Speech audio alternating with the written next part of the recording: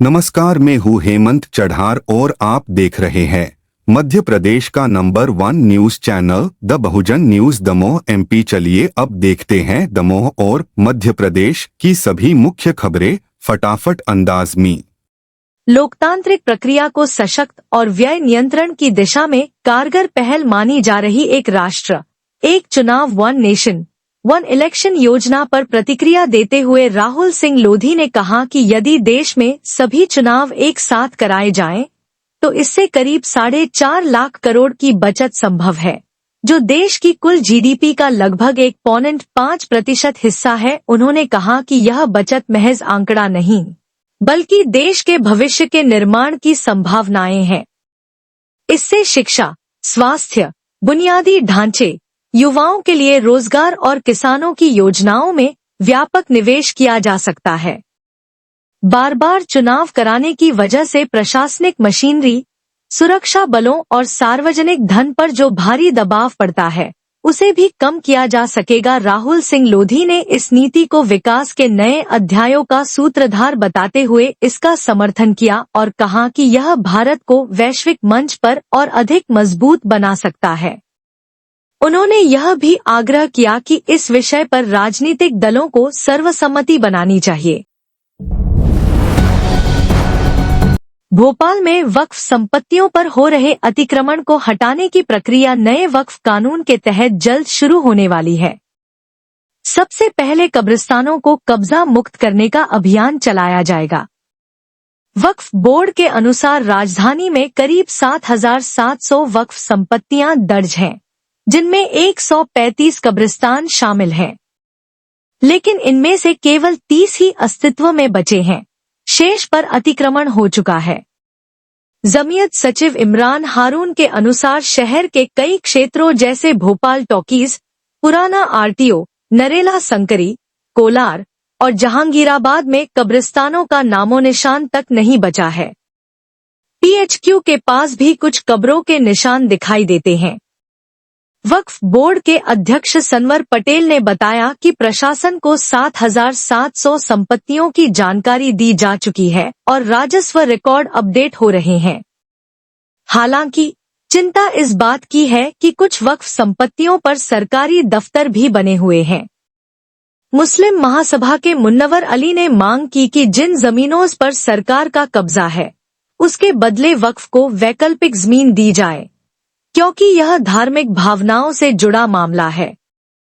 नए वक्फ कानून के तहत अब जिला कलेक्टर को सर्वेक्षण और संपत्ति की जांच की जिम्मेदारी दी गई है।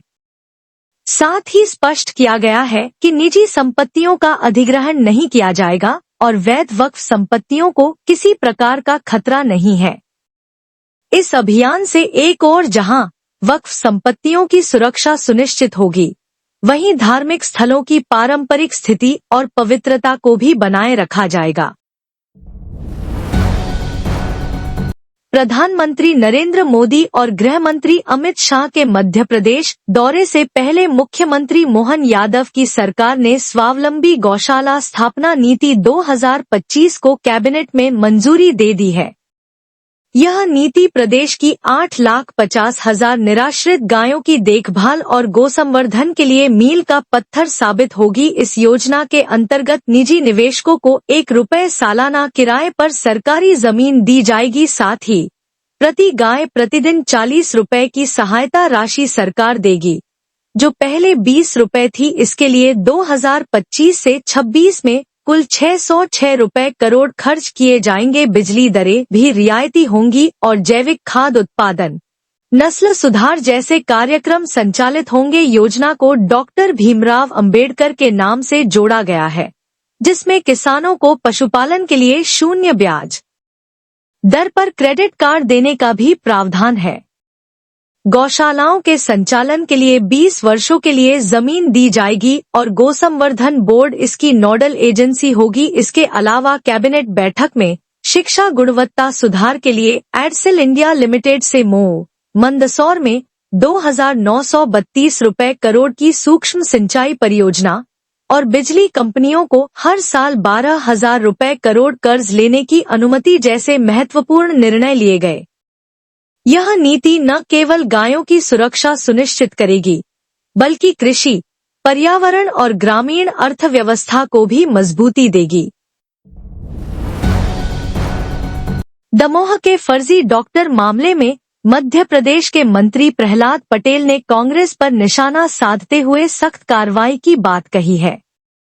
यह मामला तब सामने आया जब मिशन अस्पताल में एक फर्जी डॉक्टर ने हृदय रोगियों की सर्जरी की, जिससे कम से कम 7 मरीजों की मौत हो गई।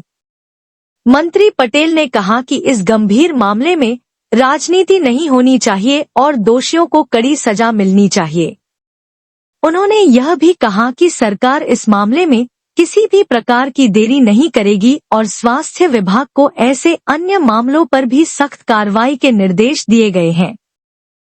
दमोह में एक फर्जी डॉक्टर को हालांकि पुलिस ने अब गिरफ्तार भी कर लिया कि जिनके कारण 7 लोगों की मौत हो गई। उन्होंने हार्ट ऑपरेशन कर दिया उन लोगों का, और उस पर कांग्रेस कह रही है कि बीजेपी के समर्थक रहे हैं, काफी बीजेपी के बड़े बड़े नेताओं से इनके संपर्क है, इसीलिए आज तक बचते रहे।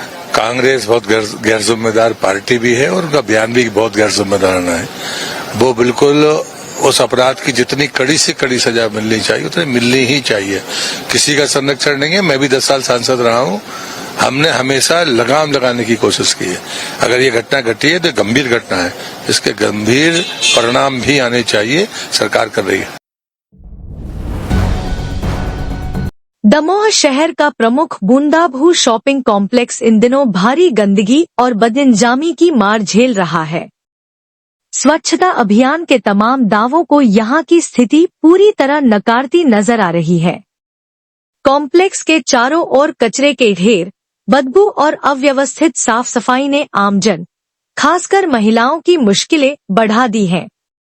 महिला प्रसाधन की कोई व्यवस्था नहीं है, जबकि पुरुष शौचालय की हालत इतनी बदतर है कि वहां खड़ा होना भी मुश्किल है।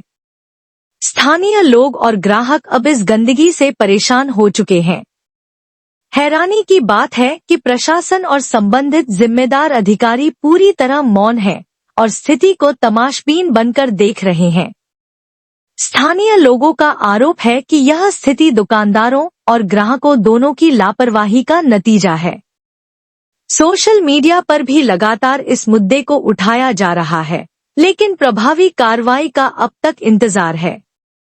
कलेक्टर ऑफिस, नगर पालिका और स्वास्थ्य विभाग से मांग की जा रही है कि इस कॉम्प्लेक्स में जल्द से जल्द सफाई व्यवस्था सुनिश्चित की जाए और जिम्मेदारों पर कड़ी कार्रवाई हो।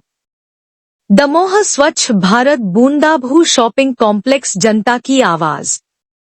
Subscribe the Bahujan News and like this video.